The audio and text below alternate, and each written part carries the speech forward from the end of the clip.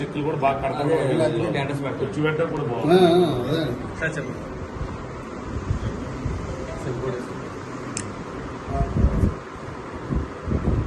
ఈ రోజున పవన్ కళ్యాణ్ గారు ప్రతిష్టాత్మకంగా తీసుకుని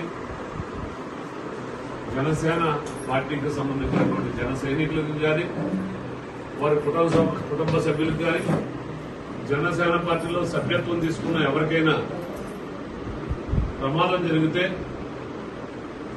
వారికి ఎంతో కొంత ఆర్థిక సహాయం వచ్చేలాగా పవన్ కళ్యాణ్ గారు ఆలోచన చేసి తీసుకున్నటువంటి ఈ ఇన్సూరెన్స్ పథకం ఏదైతే ఉందో దాంట్లో భాగంగా ఈరోజు మన పెద్దాపురం నియోజకవర్గానికి సంబంధించినటువంటి మేడపాడు గ్రామానికి సంబంధించినటువంటి మాడుగుల శివకి మొన్న సామర్లకోటలో బైక్ యాక్సిడెంట్ జరిగినటువంటి విషయం.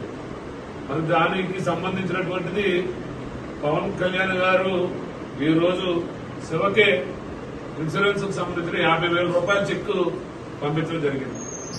జనసేన పార్టీ కాకినాడ జిల్లా అధ్యక్షుడిగా పెద్దాపురం నియోజకవర్గ ఇన్ఛార్జ్ గా ఉన్నటువంటి నా చేతుల మీదుగా ఆయనకి ఇవ్వడం జరుగుతా ఉంది. ఈ రోజు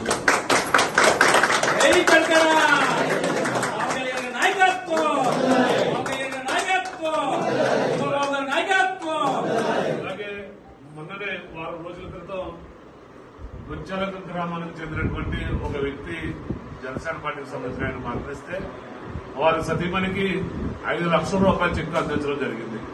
అలాగే సామర్లకోటలో ఒక ఆయన మరణిస్తే వారి సతీమణికి కూడా 5 లక్షల రూపాయలు చెక్కు అందించడం జరిగింది. గతంలో సామర్లకోటలో చెక్కు ఇవ్వడం జరిగింది. అచ్చుపేటలో కూడా 5 లక్షల రూపాయలు చెక్కు ఇవ్వడం జరిగింది.